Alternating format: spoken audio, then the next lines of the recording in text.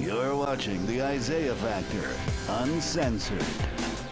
And we're still here. Welcome back to the second half of the Factor Uncensored. Now, we've seen some tough times with inflation, and now a recent report indicates getting that suburban dream home is more out of reach than ever. We talk about it tonight.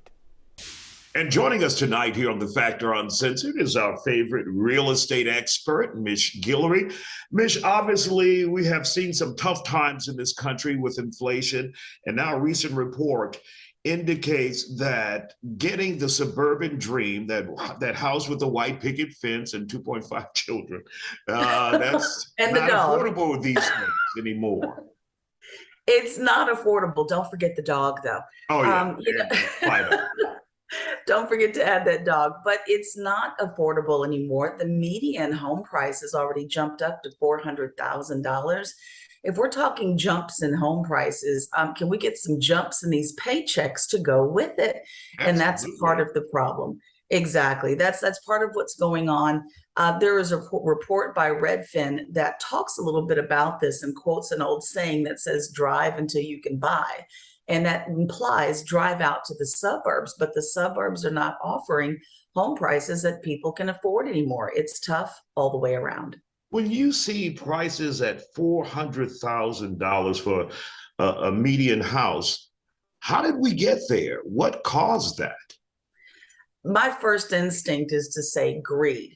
But when we had this buying frenzy, when COVID, you just could not have told me this was going to happen.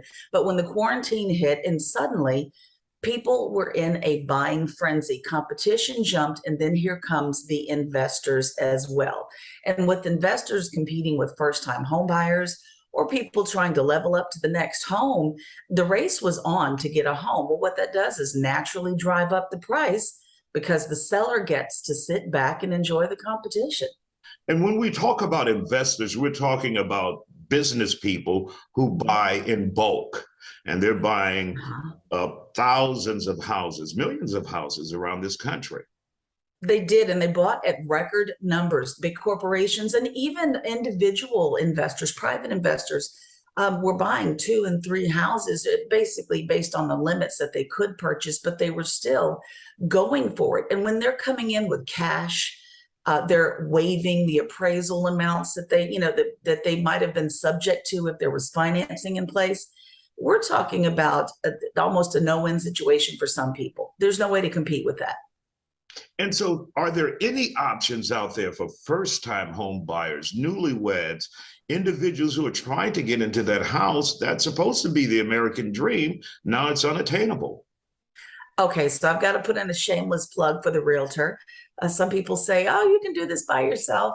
I'd say get with a realtor only because a professional can help you find builders to maybe get yourself a new home that you can put under contract yourself, rather than competing for an existing home. And then also there might be a need to get a larger down payment. There may be a need for you to increase your credit score before you jump out there because you've got to compete. There are more housing starts on the way, but until those homes are built and finished, competition is still going to be tough. And for first-time home buyers, and I would say in some instances, low-income home buyers, there are probably some programs that they need to Google and see if they can get some assistance out there, right? There are programs, and some programs locally here have been put on pause. So it does require skill and understanding, and don't get your hopes up until you know for sure that the program for down payment assistance is being funded presently. So there is hope, there is help. Just make sure you're working with folks who can get you through that process.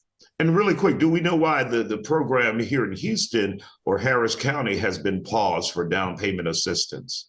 That I'm not sure of myself. I've actually called a gentleman that I work with regularly to find out what is going on with the program and why has it stopped taking in new applications to continue the program. I have to be honest, I'll have to check it out and let you know. But right now, it's looking kind of bleak for those who want to move out to the burbs. Yeah, maybe moving out to the burbs isn't the way to go, or you just give yourself a little bit more time to compete. What about the country?